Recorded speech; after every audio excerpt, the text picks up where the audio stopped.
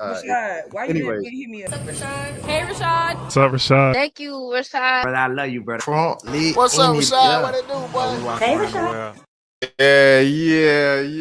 Yeah. Welcome back. Hold on. Let me see if I could. Oh, that ain't it. Oh man. Well, welcome back to the channel. Everybody. My name is Rashad Milligan. If you are new to the channel, this is the road to 10K subs. What? I was playing around with the joint. We got some new stuff here, man. It's pretty cool, like playing around and seeing what's going on. But yeah, let's get into it, bro. Let's get into it, man. First things first, this wasn't even on the docket, but it is Beyonce's birthday. Happy birthday to Beyonce. You know what I'm saying? She turned 44 today. Man, you know, obviously, I feel like Beyonce is like the queen of the conspiracy theories in Hollywood, especially like Black Hollywood and things of that sort. And, you know, people have their stories, their Beyonce stories and everything like that. But purely from an entertainer perspective and her job, her career, like the thing that we look at with Beyonce primarily, it's she sets the standard of excellence so high and she continues to raise it with every single project she does. I remember I saw her live from my job, my old job. And that was probably, I'm not even gonna lie, that might have been the best show. Yeah, I'll say that's the best show I've been to in terms of like the performer, what they gave, the energy, the dance moves, everything was precise. But her show was like 3 hours long. It was like from 8 p.m. to 11 p.m. And the entire time it was high energy, multiple wardrobe changes, multiple set changes. And the set changes, you know, they kind of referenced and represented different eras of her career and things of that sort. Just greatness all around. Her father, nice dude, friend of the channel, Matthew Knowles. And, you know, he really set her up for success, her and Solange up for success. And you see it in what they do. You know, I gave Solange my flowers, and then, you know, we did the Solange. Oh, Solange, you know, praising this while she have this mini altar. All that is the personal stuff. In terms of just career and the art, you know, y'all know how I feel about Solange. I appreciate her and I respect her craft so much, her writing skills, her production, and her music and artistry, things of that sort. But also like Beyonce, bro, like being the mainstream mega superstar that she is, representing an entire generation and doing it at this level for 20 plus years. I think the biggest thing for me when I saw Beyonce live, this was the first Renaissance, the tour at the Georgia Dome in Atlanta. The thing that really stood out to me with Beyonce was it was at the end of the show, and she did Crazy in Love, and she did the catwalk down the you know, the middle, and I was just like, yo, that's Beyonce, because it hit me then, because I was like, yo, that song came out when I was 8. Crazy in Love came out when I was 8 years old, and here I was probably like 27, 28 at the time. And I was like, yo, she did that song 20 years ago, bro. And she's still as relevant as ever and biggest super mega star and everything like that. Shout out Beyonce, bro. That's really dope, dude. Yeah. I wanted to say that 44th birthday, aging gracefully, all of the things and stuff like that. I had a couple other pictures. I'm just playing with these layouts, to be honest. Things that show, you know what I mean? Shouts out. Here's she is with T. Oh, okay, that's different. All right, I'm figuring this out on the fly. But yeah, shouts out to Beyonce, bro. And Swarm, of course. Swarm these hands. If you know, you know. Yeah. Okay, all right. Let's get into the stream. Without further ado, I was kind of like playing around in real time with the layout and seeing what I could do and what was going on. Okay, Caitlin Clark, man. Caitlin Clark. She has hold on. How can I get this thing? Can I get this thing to go? I might have to do just a different layout. Hold on, let me see. I know, folks. Hold on. Okay. You do it. Okay. All right, cool. I can do this. No, what about this? No, I don't like that either. All right. We're gonna do it like this. Caitlin Clark has decided to call it a season officially. It was something that we probably like, you know what I'm saying, kind of felt like was probably going to happen, but it is official now. Caitlin Clark has called it a season. Here we go. I had hoped for to share a better update, but I will not be returning to play this season. I spent hours in the gym every day with the singular goal of getting back out there. Disappointed isn't a big enough word to describe how I'm feeling. I want to thank everyone who had my back through all the uncertainty. This has been incredibly frustrating, but even in the bad, there is good. By the way, that the fans continued to show up for me and for the fever. They brought me so much joy and important perspective. I'm so proud of how this team, uh, has gotten stronger through adversity this year. Now it's time to close the season and claim our spot in the playoffs with the heart. Caitlin Clark. No, definitely disappointing and sad, but the fans still came out for her and the Indiana Fever this year.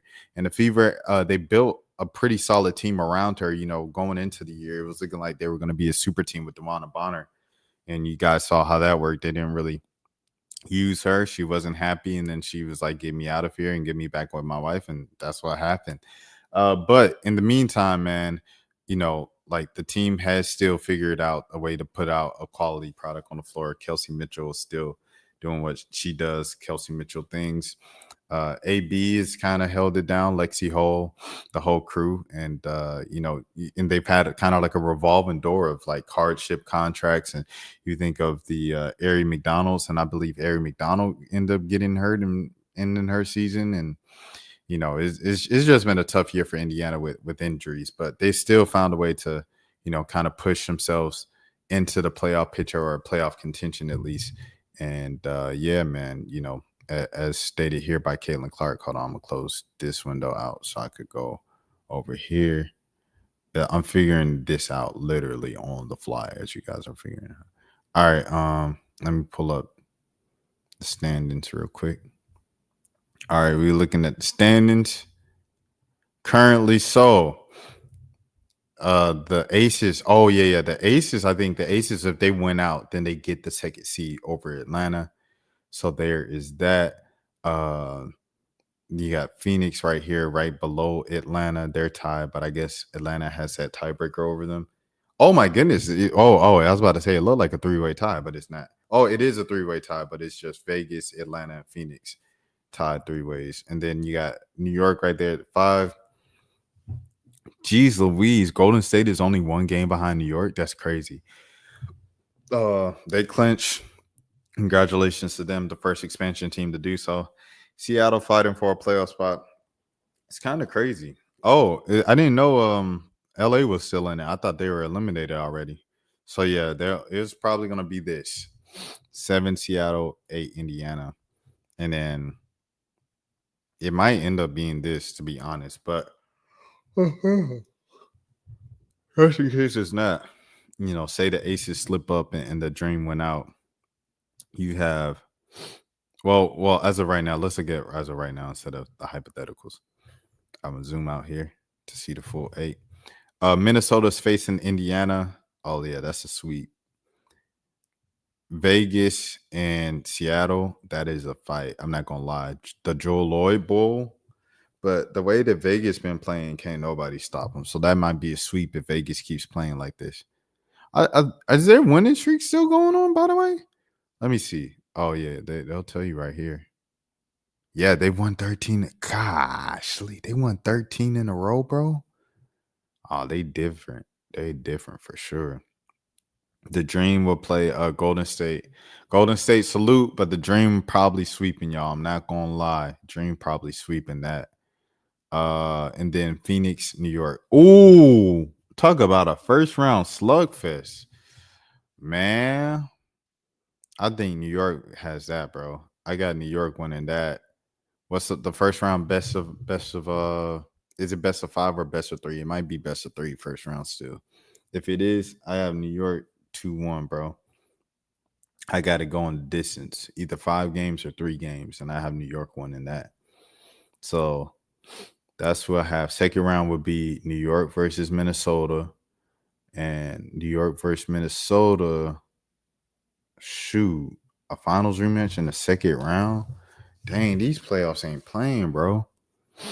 I have Minnesota beating New York in the second round, so they move on. It would be Vegas and Atlanta. Vegas and Atlanta, yeah. It'll be Vegas and Atlanta, and I have Vegas beating Atlanta in the second round. They might sweep them. I ain't gonna lie, bro. 3-0. And then it'll be Vegas and Minnesota in the final. In Vegas, Minnesota in the final, I have Vegas. I'm not gonna lie to you, bro. Vegas beats Minnesota. Minnesota loses in the finals again this year. That's how I see this playing out. So yeah. There's that. Okay, all right. Let me move on. Next topic. Rampage Jackson has officially cut off his son, according to a new interview. Yeah. Are you at all worried about his well-being? Yeah, it's my son. Shout out to the A8 show. I am worried about his well-being. How many kids you got? I got 3. All right, so why you asking me some stupid ass shit? Well, can I be real with you? Yeah. I can't imagine what it would feel like to see my son do that. I also don't think I would cut my son off if he did that. So if you are worried about his well-being, why are you not talking to him? Because he dishonored my name. And but he's still your son. No, listen. I know he's my fucking son. I'm not cutting him off for forever. I just haven't talked to him. But this is the worst moment of his life. He needs you now more than ever. No, listen, I talked to him after the shit happened, and he hid the fact that he did this shit. And, he put my other kids at danger based off what the other people saying. And I just can't talk to him right now. I just can't. I'm not saying I'm never going to talk to him again. I just can't talk to him right now. I need some time. I'm dealing with his attorneys and all this shit, but I'm very disappointed in Roger. Like, yeah, I'm not a perfect parent, so I don't know what's the protocol to how much time you stop from talking to your son when he fucking goes out there and hurt somebody. He put a guy in a fucking hospital. Yo, that's crazy, bro. He cut off his son, bro. Like, what Rampage says is obvious. Yeah, you disparage my name. Like, people walking around and being like, oh, yeah, your son. But, like, he is still your son, bro. I ain't gonna lie. Seems like bad parenting and not taking responsibility. What did Raja hide from Rampage? I don't get it. It was all over the internet as fast as it happened. I like Rampage, but he's getting caught up. No, but he couldn't see it. He was on stream, so you could see that he couldn't see it, like, because he didn't have internet connection. And then, as the chat told him, what happened? As chat told him, that's when bro pulled it up. Not Neon. Sneeko pulled it up, and they looked at it, and he was like, "Oh snap! What the heck?" And that's how they even found out what was going on. So he was like, oh, man. He said instead of being a better father, he cut him off. Rampage Jackson could have helped himself and threw a subtle diss at his own son, Raja, explaining what Kick allows on their platform. You can't do that or be... Oh, wow, that's funny. That's not funny. It's his son. He asked his daughter if she would date Neon, and she replied with, I'd rather have happiness. Yikes. Sometimes you got to be hard on them. Let the man parent. Llama, wow. Dude said he raised his kid, but cuts him off the second drama hits. Loyalty clearly ain't genetic.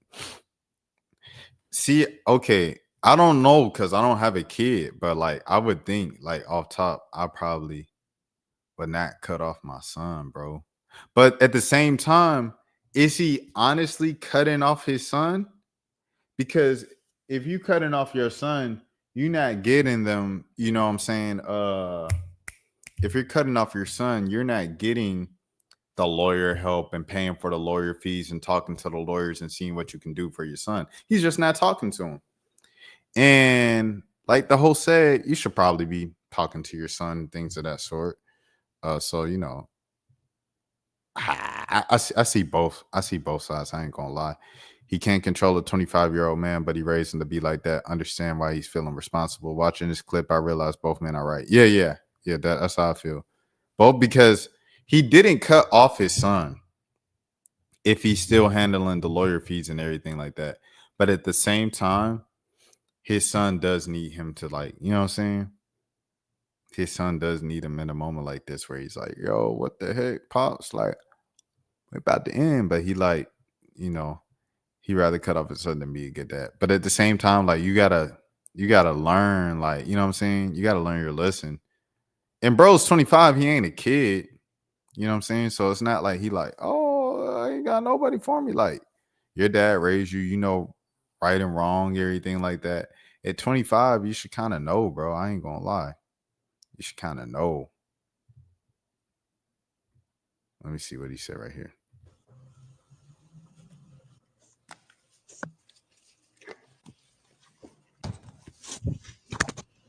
Oh, you think you can take me, don't you? Yeah, I can take you. Son, I don't give a fuck how old you get. I've been doing this shit for 25 years, nigga. As long as you've been alive. You ain't gonna never be able to take me. Bro.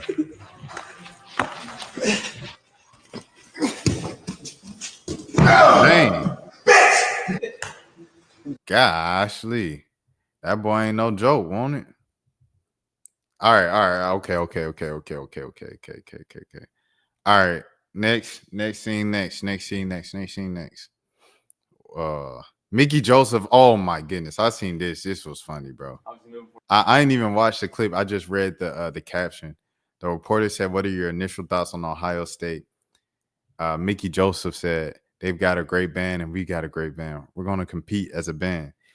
Then he said, ...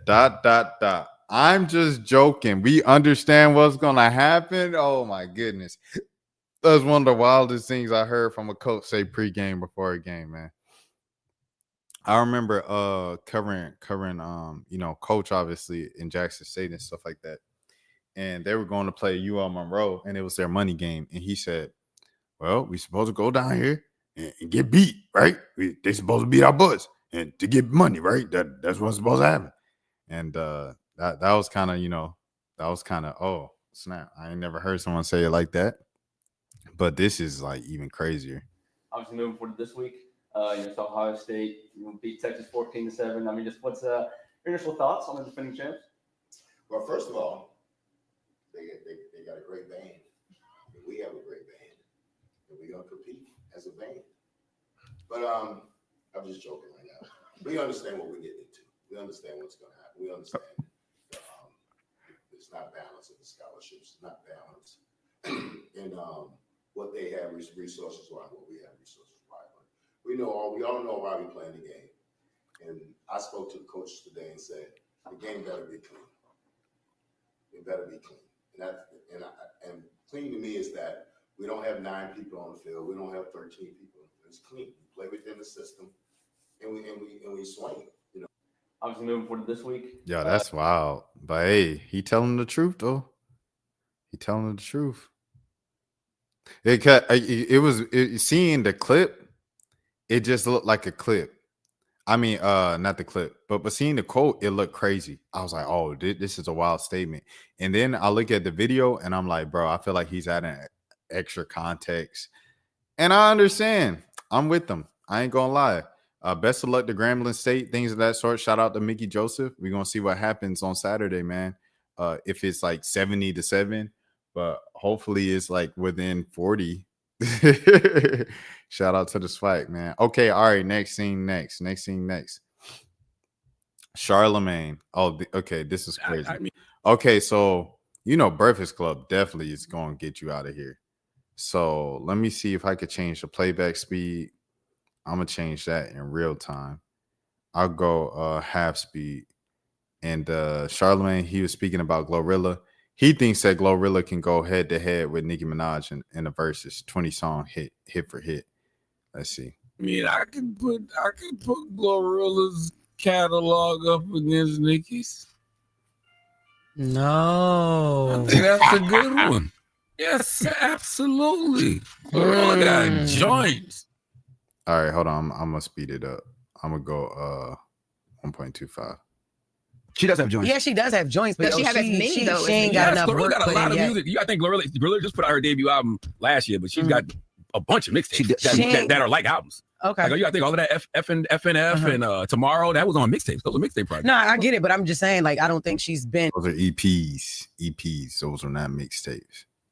around, long enough. She She doesn't have the catalog Nicki has. If we just talking music, I'm just talking about music. I'm talking about nothing else. We know Nicki's a huge superstar. Yeah, I'm talking about music. I could put Glorilla's catalog. Nah, I don't That's think his opinion. That's cool. I think Nicki got a 15-year head start.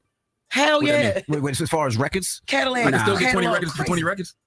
I know And that's you'll be like, damn, Glow. 20 for 20, all right. I bet you'll be like, damn, Glow. I mean, I'm just going off versus rules, right? 20 for 20, you'll be like, damn, all right, Glow got some choice right here. Glow definitely got some choice. I think Glow was probably like, if I can remember, her first run was 3 big hits, and then her second run was like 5 big hits in a row. So that's 8 songs.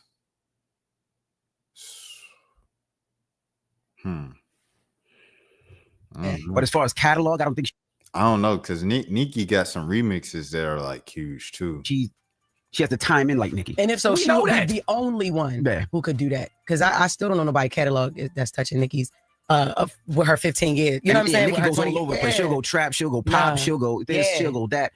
Yeah, nah. But Glow is close. Glow is close. I'm not saying joint because she ain't got no joints. Glow been on a nice run these last. But Nicki got a 15-year head start. So I ain't talking about time. I'm just talking about music. 20 for 20. That's all. Yeah, 20 records versus 20 records. You'll be bopping your head. That's a good versus. Don't act like it's not. I'm not. Nicki Minaj and Glorilla. Great. Yeah, I just don't know how long Glow can last on her side. That's my only argument. Yeah, that's what I'm saying. It would be great. It's going to be Glow and others. Like, so I don't know.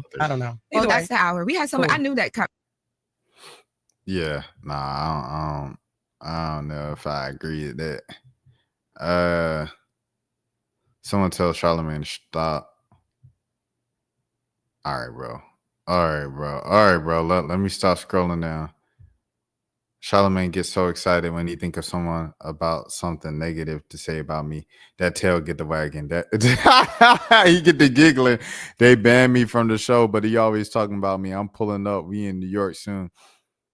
I'd rather be invited though. Just saying.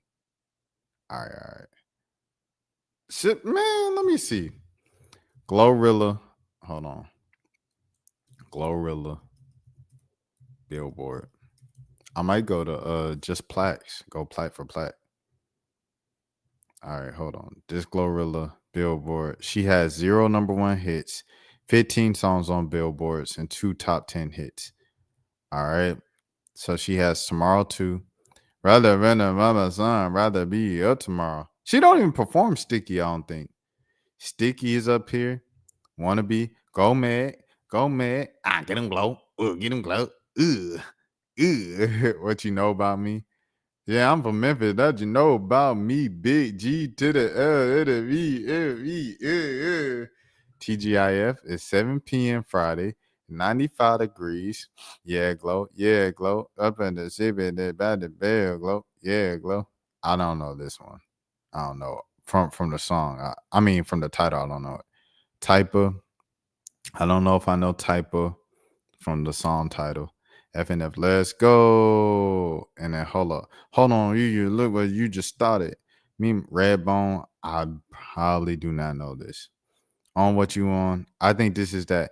F my man, he did poo. And then Moneybag go, F my girl, she did duh. I know that song. I love her. Of course, we know that from T-Pain. You ain't gotta say right. How I look. No. Kind of know that.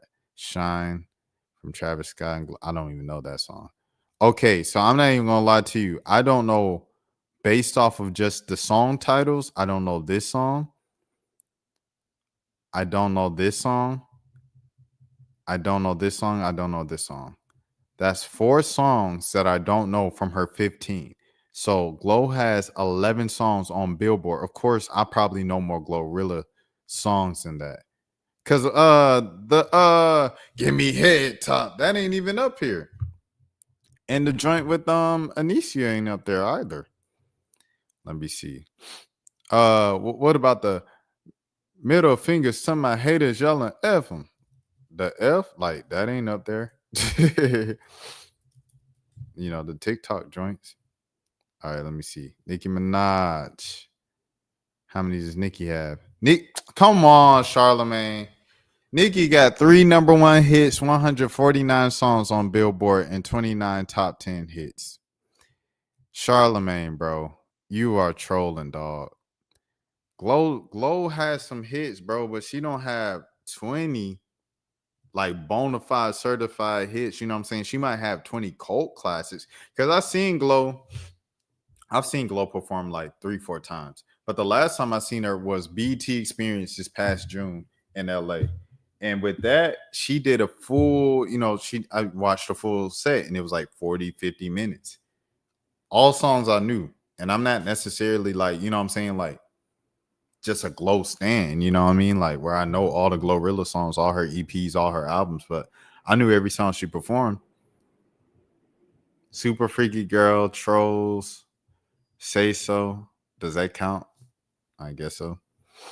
Do We Have a Problem with Lil Baby? I don't even know that song. Anaconda, Fifi, I remember Fifi. Bang Bang, of course she got to go that. Super Bass, she got to do that.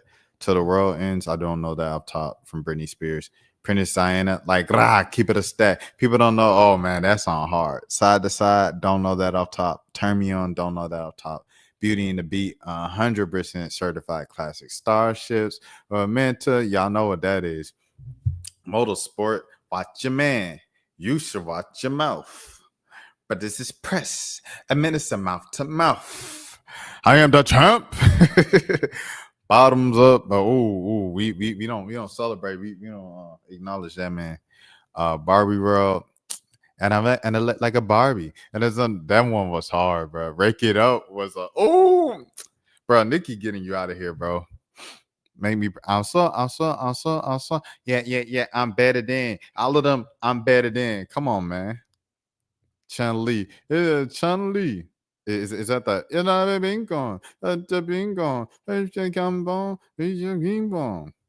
Give Me All Your Loving? I don't know this from Madonna.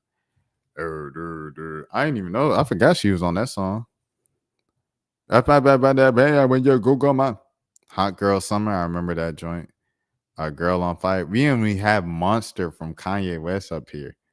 She could beat her just off that. I didn't know Nicki Minaj was on Girl on Fire. That must be a remix. My Chick Bad, man. Seeing Green, out of here. Only out of here. Red Ruby the sleeves. Red Ruby the sleeves. It go down in the DM. You out of here. Moment for Life. No, isn't that even close? Charlemagne. At the club, at the club. Man, your love. Come on, man. Stop playing. Oh yeah, she is on a Whole Lot of Money remix. Big Bang Taylor. Oh man, you out of here, bro. Monster, there it is. Let me see. All on you.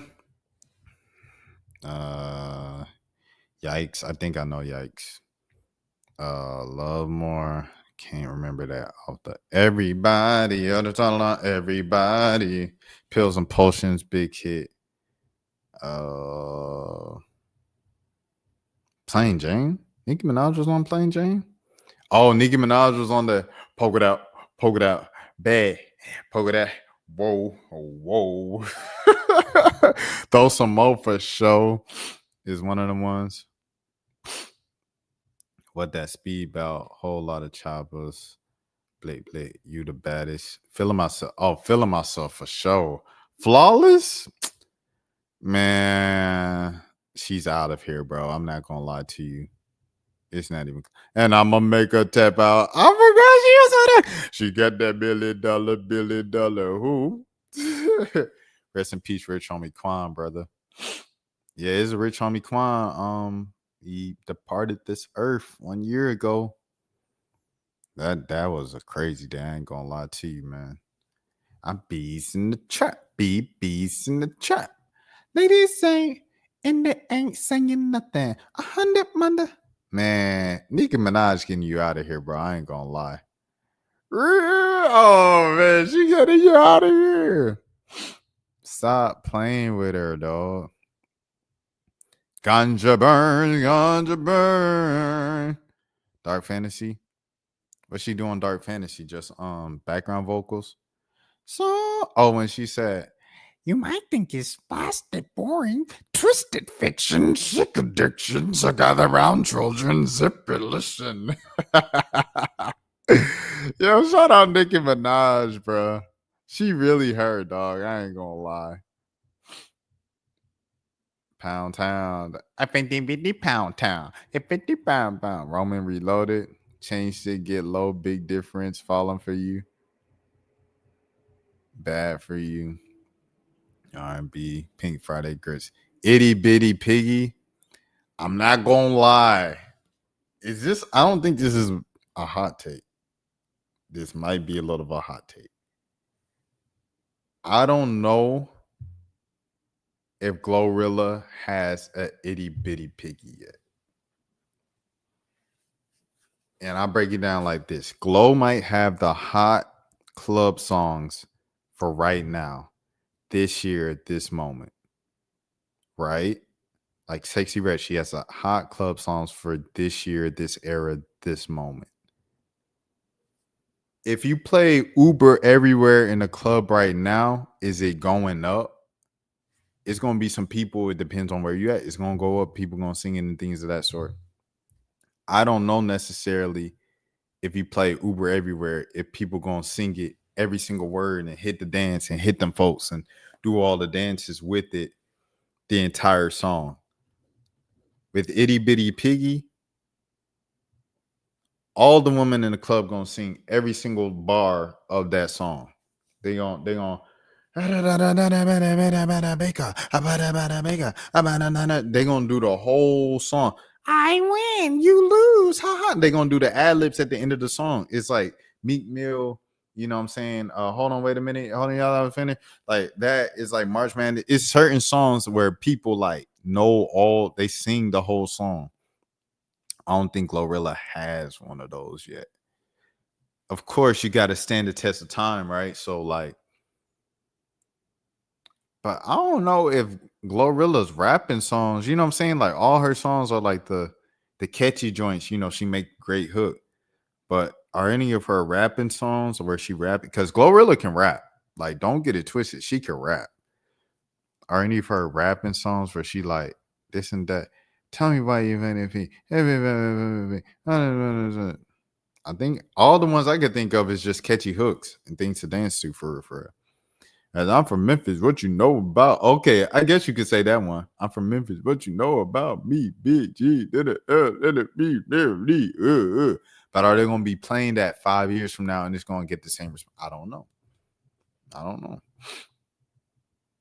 So I think based off of that, bro, I ain't gonna lie to you. She might have it. That I'm Madonna, I remember that one.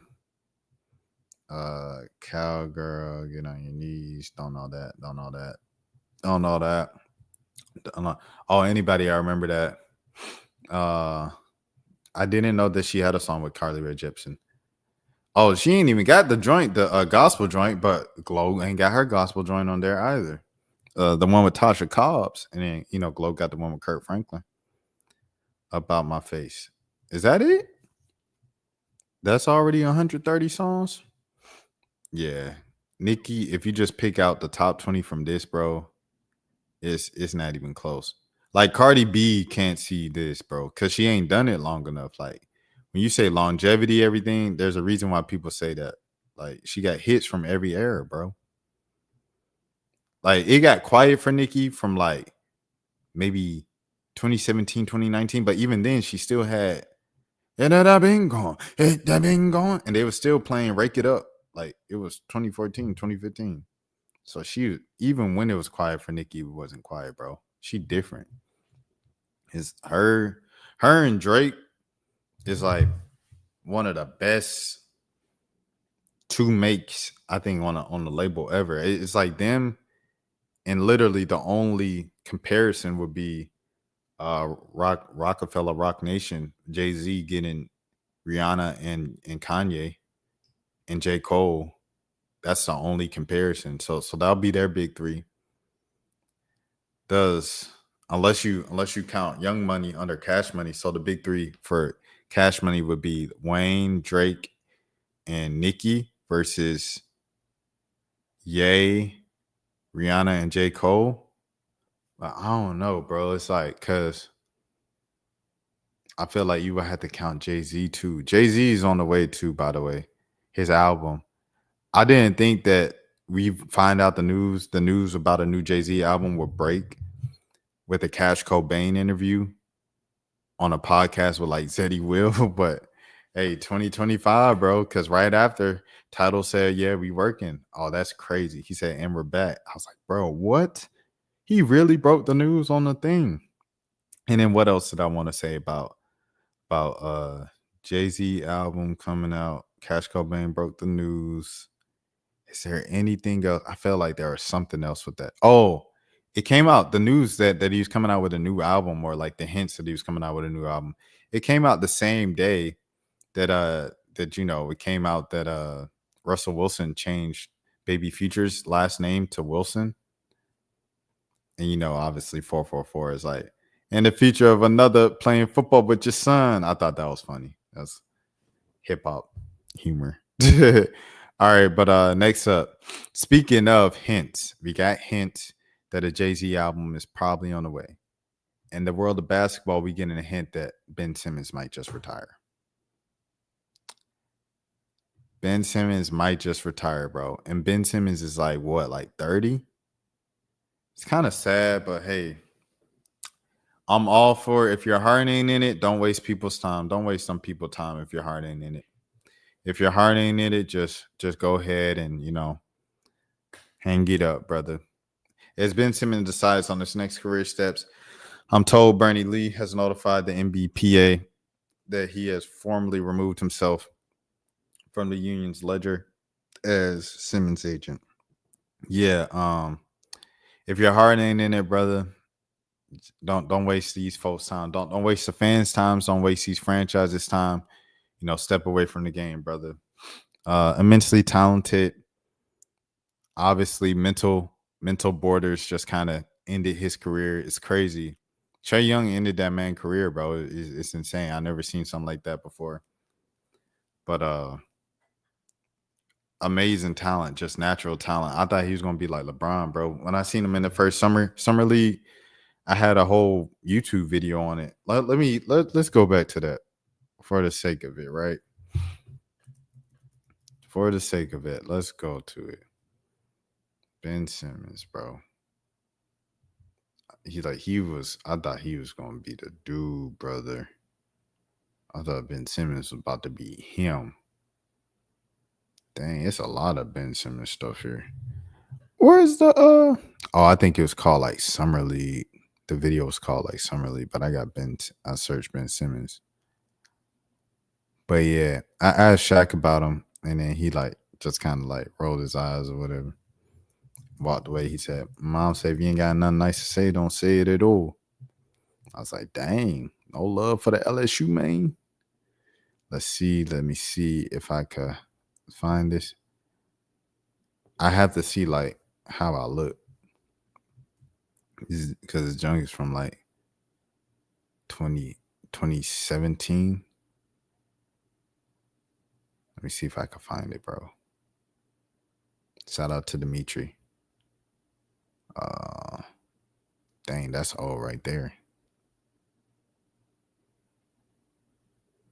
Dang, it is. I don't know if I'm gonna be able to find it. Looking up Summer League. It's a video from like 2015, bro. Oh, is it? Yeah, I think it's here. Hey everybody, as I'm recording this today, the Braves are losing. So I guess everything is just not different than what it usually is. Everything is normal, which is good in the sports world. But outside of the sports world, let's touch to a more serious topic. I had the pleasure and the honor to cover the Georgia State football team this weekend as they led the Georgia State march into the Atlanta protest for Black Lives Matter. I never switched up. That's and great. Everything that comes with it. Do I lose? A stepping stone for the Cleveland Cavaliers in their train to Eastern Conference dominance to the people that are booing it. His last two stints, Dwight Howard was never the man. He had Steve Nash, he had Kobe Bryant, he had Ron Artest, Lamar Odom, Boy, I was roster wilding with the that they have NBA. during the regular season. Check this out. D'Angelo Russell. Where I'm talking about Ben Simmons. I'm talking about Ben Simmons here. Brandon Ingram. Can we stop calling D'Angelo Russell a snitch on the internet? I mean, yes, again. dude did take an L at the beginning of 2016, and it was very big. It's probably the biggest L. Nick Young took the ultimate L. He took more season. Let's stop calling him a snitch. Let's just call him D'Angelo Russell, the good basketball player for the Lakers. And yeah, it's July 2016. Currently, Ben Simmons is still as good as we thought he'd be. The Warriors still. Hey, yo. That's funny. That's funny. Ben Simmons is still good as we thought he'd be. Well, this is me in August 2025, and Ben Simmons was a disappointment. But he tried his best. And shout out to Ben Simmons for that, man. Hold on, let me get this so I could know where I'm at. But I just remember like raving about him when you know what I'm saying, when he was in Summer League. I was just like, yo, he's gonna be the guy. He's like LeBron James. I was really feeling the way about him. Oh, Paul, that sounded crazy, but yeah. It's just sad, man. It's sad, but you're mental. And then like, I was about to say some off the court stuff. We're gonna keep it basketball. But shout out to you know what I'm saying? Shout out my fan. No. I'm gonna do man. Shout out to Tinashe, bro. Like, if you did Tinashe foul like how they say you did, that's whack. And you say, why, Rashad, are you bringing it this? Because I rock with Tinashe. I've been rocking with Tinashe. Like, you know what I'm saying? Like, I talked about how I had a whole Zendaya phase or whatever from like 2012 to 2014. I had a Tinashe phase from like 2006 to 2013, bro. Or 14, all the way up to 2-1, bro. Like, I was huge Tinashe fan. 2012, 2006 to like 2011, I would say. So yeah, no, I rock with Tinashe, bro. I would love a Tinashe interview, man. I'm not even gonna lie to you. I would love a Tinashe interview. That's a whole side note. But yeah, like, I'm riding for Tinashe, man. You shouldn't have done her like that. If you did, allegedly, you know what I mean? But I hope he finds what he's happy about in this next sin of his life, whatever that is. And yeah, we'll go with that. So yeah. All right, next. Bill Belichick. He has banned the New England Patriots from practice. Crazy, right? Bill Belichick has banned Patriot scouts from attending UNC practices to scout their players, as John Metcalf has reported on his show. NFL scouts in general have faced hurdles scouting UNC players so far under Belichick's tenure at North Carolina. As you guys heard, I don't know if you guys have heard, but if you haven't, it's been a thing of like, you know, the whole kind of controversy between him and his girlfriend. Is like his girlfriend's so controlling and she's not letting anybody do anything. Like when he goes on the commercials and stuff like that on sets, they're like, she's doing too much. She's doing this. She's doing that. She's controlling. She's like, you can't film this. You can't do that. You can't do this. So that's been a problem with advertisers and people hosting the commercials, like the corporations and companies and things of that sort.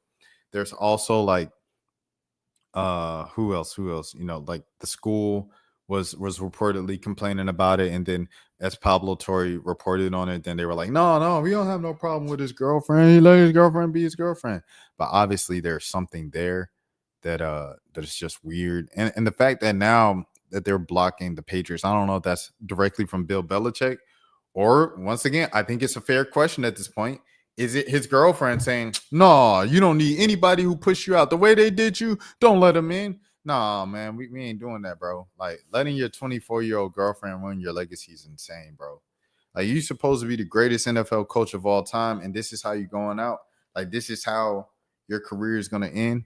Going out on a mediocre college program with a less than mediocre season, and just like her controlling you, bro. 50 years, your youth, you know what I'm saying? It's insane, dog. How can this do anything but hurt the player's futures? 100% facts. I see the relationship between Kraft and Belichick is still thriving. The Patriots, oh no. Anyway, yikes. With how they played, maybe it won't be much of an issue anyway. I'm pretty sure scouting time is better spent elsewhere than that first appearance. Yikes. Belichick's unusual move. Reports say that he's banned the Patriots. Old school control. Belichick has been known for keeping scouting circles tight and secretive, but extending that philosophy to a college program is rare. Yeah, because it's all about getting to the next level. UNC players are harder to scout. Multiple teams have noted difficulties in getting access, suggesting Belichick is running UNC with the same cloak and dagger style he had in New England. What it means for the Patriots, by restricting their own scouts, Belichick is signaling he wants a hands-on control over evaluations rather than delegating. Bigger picture, if UNC prospects thrive, teams may need to rely on game tape and private meetings, giving Belichick's program an edge on how talent is perceived and drafted. Okay. Reports say he's banned the limited direct evaluations of Tar Heel prospects, old school control. Belichick has long been known for keeping. Okay, right, yeah. That's interesting. It's an interesting way to look at it. That looks like an AI answer, though, but that's an interesting way to look at it. This don't make sense. Didn't Kraft tell people not to hire Bill? Guess the beef was real. Has anyone tried harder to destroy their own legacy? Right. Nobody wants UNC players after that embarrassment last week. Petty. Something ain't right here. How does he even have the power to do that? Why? Belichick banned scouts. But why as a what you call, right? Why as a prospect, a recruit, would you want to go there? If he's not even allowing like all 32 NFL teams to give you an opportunity to look at you, to give you a chance, why would you even want to go, bro? To be honest, like why?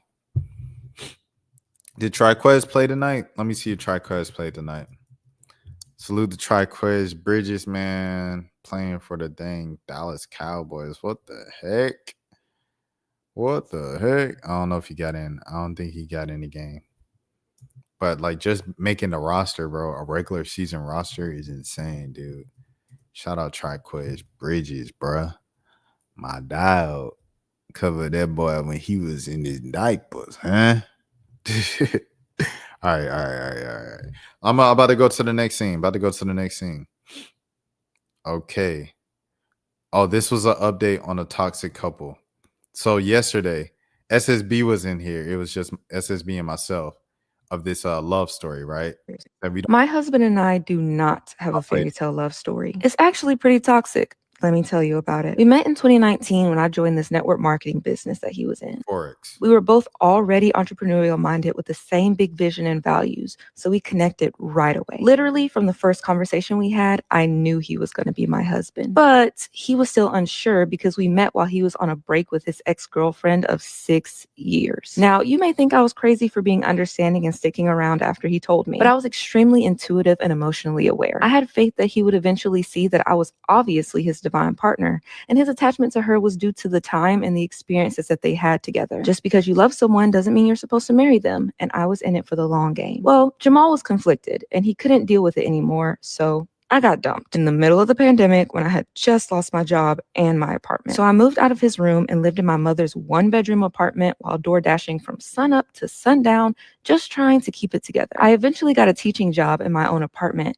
and spent my single season healing, growing, working on myself, and building my dreams. I was dating, but my standards were so high, nobody could really meet them. Then after a year, Jamal slid back. So I paused at this point yesterday.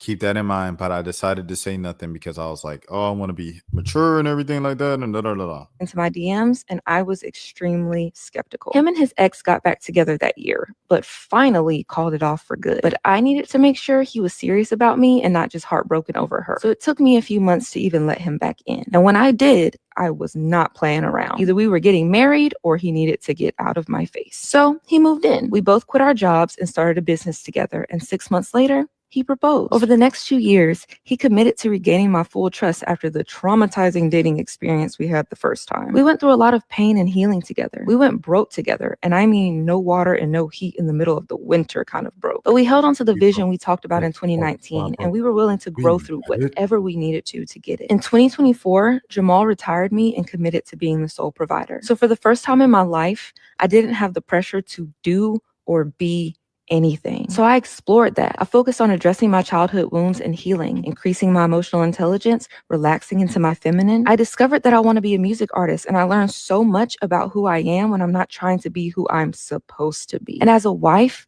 I used my newfound wisdom to help Jamal heal his wounds that were holding him back from attracting the wealth and business success that he always wanted. Together, after years of delay and sacrifice, we are learning how to enjoy life again, to be in love and be free and be happy together, knowing that we are taken care of. You are watching us build a legacy of love, freedom, and abundance together. And all we want to do is help other people who want the same thing to have that as well. Now take that and apply it. So I was like, dang, all right, I ain't gonna speak on it. Shout out Black Love, you know, it's a thing. Then someone posted it and was like, ain't this the same girl from this viral video a few months ago? And I remember this one, bruh.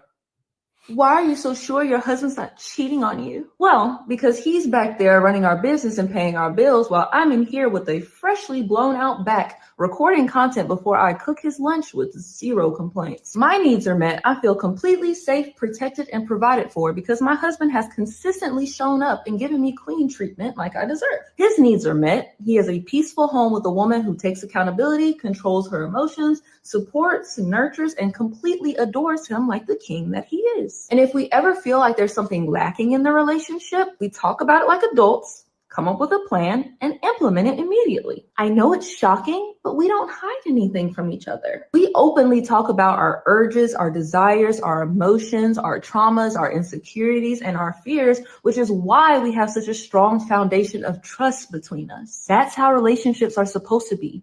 So if your relationship isn't built like that, then I suggest that you take that and apply it.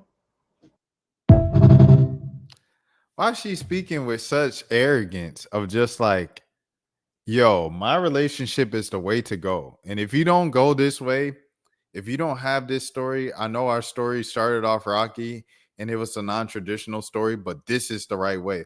Like, did we teach people the right way to love? All right. So now, since I seen this, I want to get off my take from yesterday that I held back. How you gonna say you held your standards to high? You had high standards, but you was waiting on a sideline for someone to act right for months and darn near years at a time. Not no near years for years at a time. You sat on a sideline waiting for someone to act right, trying to convince them that you the right one for them. Y'all already mingling and doing whatever y'all doing, but they don't want to commit because they not, I'm not sure. But you like, okay, I'll wait on the side. I'll wait on the sideline. I'll wait for you. I'll wait for you. And then he got back with the other girl that he used to want, the girl of 6 years, everything like that. And you were still waiting on the side. And then you said, yeah, I'm waiting to work for it this time. And you end up marrying her. Like, what do you mean? You wasn't making them work for it. You was just like, okay, I'm gonna give myself a timer in my head, 3-6 months. And I don't know y'all situation, but just based off of what I'm seeing, bro, it's like, this is crazy, bro. Like, you talking crazy to these folks, bro. You talking crazy. Like, you talking to them like, bro. Why are you so sure your husband's not cheating on you? She's literally mocking people who are just like saying, like, for a fact, I know y'all's marriage or relationship might not be perfect. She's like, no, we have the perfect relationship. Like, trust me, like, it ain't no cracks in it. Like, because we talk about everything and you guys don't do it. Like, it's crazy, dog. Anyone who brags about having a perfect relationship, obviously, yes. Please delete OMG. Just wasted so much time watching over that other tweet. I remember this. Y'all have a blessed day. This was her. Yep. This girl needs to shut up. I'm so lost why the comments are so negative. She found her person and they seem to love each other. All right, brother. All right, sister. To get left or betrayed, especially by a man who has left and betrayed you the first time, is dumb and risky work. Also, the fact that she has made her whole personality about being in this. No, I ain't gonna say all that. I ain't getting in nobody business like that. I ain't gonna say that. But I'm just saying from this, she's just very arrogant about it. Like, I know for a fact that nothing's wrong with it. And that's crazy. Like, you ain't gonna talk down on other people's, you know what I'm saying? And just be like, man, we got the relationship. Like, y'all ain't got our relationship like ours. Like, that's kind of crazy, bro.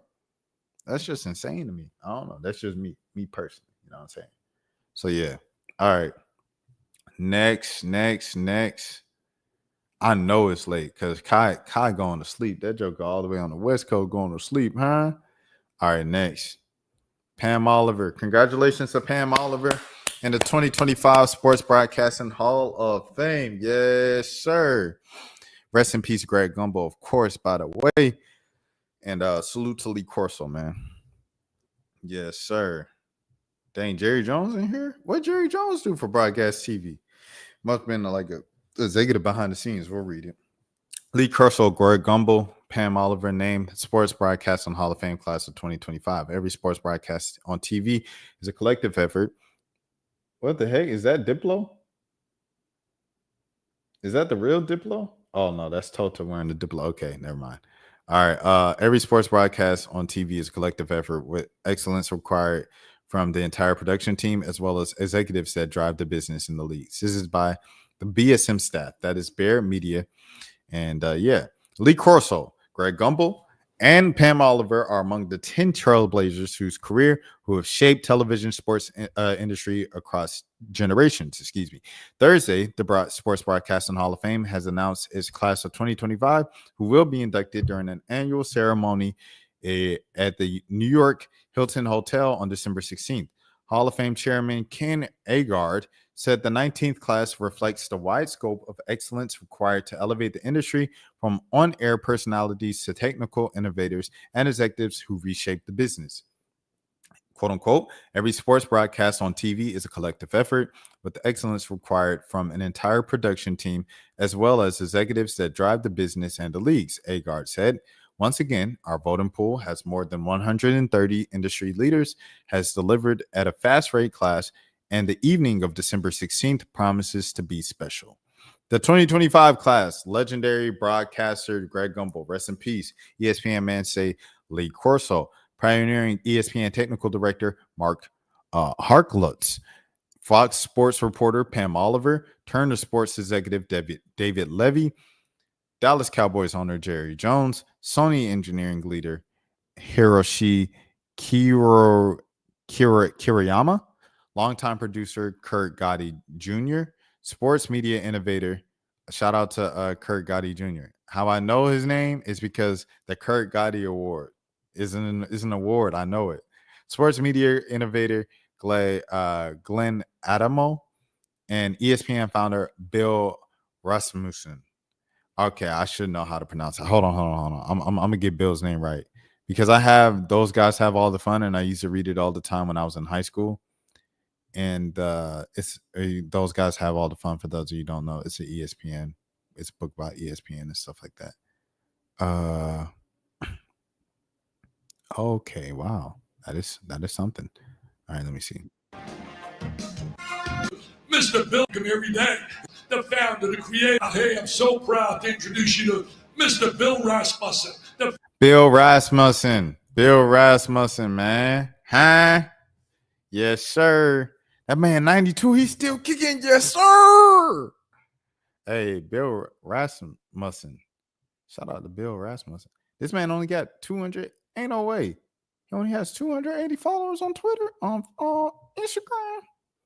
But when's the last time he posted? It was probably like years ago. Shout out to Bill Rasmussen. Dang, I want to read his book. I might read another book then. But yeah, those guys have all the fun. It was a cool book. I gave it to my boy Jared Oliver, who now is working with ESPN, like on the sideline this year for college football.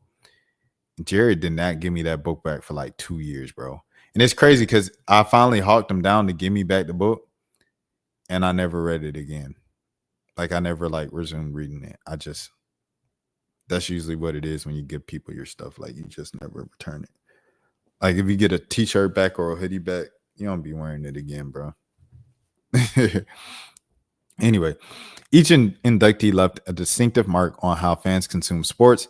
Gumbel became one of the most respected studio and play-by-play voices in television, calling NFL, NBA, and Olympic events while serving as a fixture of CBS's March Madness coverage for more than 2 decades. Corso, who retired this past weekend after nearly 40 years with ESPN, helped make College Game Day an institution through his charisma and signature headgear picks. Oliver's reporting career made her one of the more recognizable sideline voices in NFL culture coverage. She broke barriers as one of the longest tenured sideline reporters on network television history, while also covering the NBA and college sports. Levy, meanwhile, spent 3 decades at Turner steering media rights with the NBA, MLB, NCAA tournament, and PGA Tour. His leadership also pushed Turner Sports into digital expansion through Bleacher Report and multi-platform agreements. Oh, who did that? Levy? Gosh, Lee. Innovation was a common theme through this year's class. Herklotz set technical standards at ESPN for more than 30 years, including the creation of the network's replay wipe in the 1990s. Kiriyama, Sony's recently retired CTO, guided development of an industry-defining broadcast cameras, including 4K and 8K technology, and oversaw groundbreaking cinema and production systems. Adamo brought the vision to both league and network roles. His fingerprints are on everything from NHL productions to the creation of the NFL Network, NFL Red Zone, and Thursday Night Football. Rasmussen, meanwhile, stands as one of sports television's greatest visionaries. As ESPN's founder, his creation of SportsCenter and the ability to secure advertisers set the foundation for cable sports. Gowdy Jr. spent nearly 3 decades with ABC Sports before leading SNY, where he oversaw acclaimed Mets coverage and helped build one of the top regional sports networks in the country. His career featured innovation and production, from wireless microphone on jockeys to landmark Olympic broadcasts. Jones, best known as the Cowboys owner, also shaped how the NFL partnered with television networks. His role in the landmark 1993 deal that brought Fox into the NFL mix helped redefine sports media economics and expanded the league's reach to new audiences. Together, the class of 2025 illustrates the broad spectrum of roles that power sports television, from front-facing broadcasters to engineers, producers, executives, and team owners. Their collective work transformed how fans experience games and events. Okay, so there it is. Shout out to Bear Meter for writing this. Yeah, congratulations to Pam Oliver and, all of these folks. And rest in peace, Greg Gumbel, for sure. Shout out Lee Corso as well. And shout out to, Bill Rasmussen, bro. Like, obviously, you see this right here. You know what I'm saying? You see this right here, bro. You know what I mean? You see this right here, this ticker. That's from, obviously, years for me watching ESPN and SportsCenter, the ticker, bro. And it's cool. Like, this first day I did it, it's just cool to see stuff like that. So, I don't know, man. Rasmussen to set the standard of ESPN, something that, like, I kind of was my entire life wanted to do. Aspiration was to get on ESPN, work for ESPN, do this ESPN. I don't know, man. Like, you gave me a aim, a goal in life. And through that, turned out to be a pretty cool media career.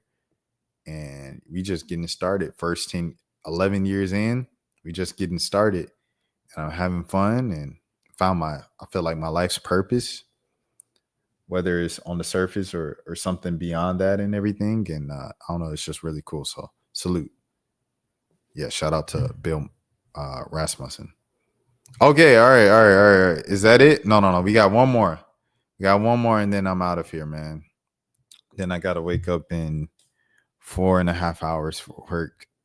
But I took a nap beforehand. If you're worrying about, Rashad getting his sleep, I took a nap. Joseph McNeil, known for the 1960 lunch counter sit-in protest, has passed away at the age of 83. Later a general in the Air Force Reserves, and I believe he was a professor at A&T. But I believe he was a professor in his later years and stuff like that. McNeil was one of the 4 students who sat at the North Carolina's War Wars. There we go. Who wrote this? The Associated Press. This was a Wire story. Joseph McNeil, one of the 4 North Carolina college students whose occupation at a segregated Woolworth's lunch counter 65 years ago helped spark nonviolent civil rights protests, sit-in protests across the U.S. South, passed away on Thursday, and his family and university said he was 83. McNeil, who later became a 2-star general and was one of 4 freshmen at North Carolina A&T State University in Greensboro, who sat down at a local whites-only counter on February 1st, 1960. The four refused service and declined to give up their seats, even as the store manager and police urged them to move on. Statements from North Carolina A&T and the family did not give the cause of passing or where he passed away. McNeil had been living in New York. The university said McNeil had recent health challenges, but still managed to attend the sit-in's 65th anniversary observance this year in Greensboro. It's so important to acknowledge and just, pay tribute to our legends and everything like that. Salute to this man for sure. And to A&T for doing that constantly. They got the statue in front of the school and everything like that. And to do a 65th anniversary, a 50th anniversary, I assume they did, and everything is so important. McNeil's passing means that Jabril Kazan, formerly Ezell Blair Jr., is now the only surviving member of the four. Franklin McCain passed away in 2014 and David Richmond in 1990. Quote unquote, we were quite serious, and the issue that we rallied behind was a serious issue because it represented years of suffering and disrespect and humiliation, McNeil said in a 2010 Associated Press story on the 50th anniversary of the sit-in, which included the opening of the International Civil Rights Center and Museum on the site of the old World War store. Segregation was the evil kind of thing that needed attention. On the sit-in's first day, the four young men stayed until the store closed, but returned the next day and subsequent days. More protesters joined them and leading to at least 1,000 by the fifth day. Within weeks, sit-ins were launched in more than 50 cities in 9 states. The Woolworths counter in Greensboro, about 75 miles west of Raleigh, was desegregated within 6 months. McNeil and his classmates, quote-unquote, inspired a generation with their courageous, peaceful protests, powerfully embodying the idea that young people could change the world. They did that as freshmen. It's crazy, bro. The school chancellor, James Martin, said in the news release, quote unquote, his leadership and the example of the A&T 4 continue to inspire our students today. A monument of the 4 men sits at A&T's campus. The Greensboro sit-in also led to the formation in Raleigh of the Student Nonviolent Coordination Committee, SNCC, which became a key part of the student direct action of the civil rights movement. Demonstrations from 1960 to 1965 helped pass the 1964 Civil Rights Act and the 1965 Voting Rights Act. McNeil and sit-in participants leave a legacy of nonviolent protests that, quote unquote, promote equity and social justice and social change in America and throughout the world. Museum co-founder Earl Jones said Thursday, the students decided to act when McNeil returned to school on a bus from New York, and the racial atmosphere became more and more oppressive. The further south he went, according to the AP story in 2010. Joseph McNeil grew up in coastal Wilmington and was a reserve officers training corps ROTC member at A&T. Hold on. Whew. I got to give myself a break. He retired as a 2-star Major General from the Air Force Reserves in 2001 and worked as an investment banker. McNeil is honored in Wilmington as a historical marker on the street segment named for him. Kamala Harris, then the vice president, said at a section of the lunch counter that remains intact within the museum in 2021. Another portion is at the Smithsonian. McNeil's family said a tribute to honor his life would be announced separately. McNeil's quote-unquote legacy is a testament to the power of encouragement and conviction. His son, Joseph McNeil Jr., said in the family statement, his impact on the civil rights movement and his service to the nation will never be forgotten. Salute. Shout out to the Guardian for sure for that story as well. Let me pull up the NCAT 4. NCAT 4. All right, let me pull them up. These boys playing around, man. All right, hold on. And here we go, the NCAT 4, man. For sure, legends, legendary, man, for sure. Let me see if I can get this right. Zoom in a little bit. To these legends, we honor you. We salute you. Now 3 out of the 4 are gone. May God rest all y'all souls. And, salute to the one we still have here. You know what I'm saying? Ancestors, man. Ancestors now transitioning. And we salute and honor each and every single one of y'all, for sure. All right, man. With that being said, that's all I have, man. I'm running out of air, breath, everything like that. Getting a bit lightheaded and woozy. So I'm going to go to sleep. Like I said, I got to wake up in 4 hours, 4.5 hours for work. So, yeah, hold on. That ain't it. Hold on, little twin. There we go. So, with that being said, my name is Rashad Milligan. This is the road to 10K subs. If you are new to the channel, please follow along because I'm live each and every single day on the channel. I appreciate all of y'all. And tomorrow I'll be uploading yesterday's stream and hopefully today's stream by the time that I do tomorrow night's stream. So, with that being said, you all take care of yourselves and have a good morning. Have a good afternoon. Have a good evening. Have a good night. Have a good day. If nobody else told you today, I care for you. Listen to, I ain't even want to say that. Peace. Rashad, why anyway. you didn't hit me up? Hey, Rashad. What's up, Rashad? Thank you, Rashad. Brother, I love you, brother. What's up, Rashad? What it do, boy? Hey, Rashad.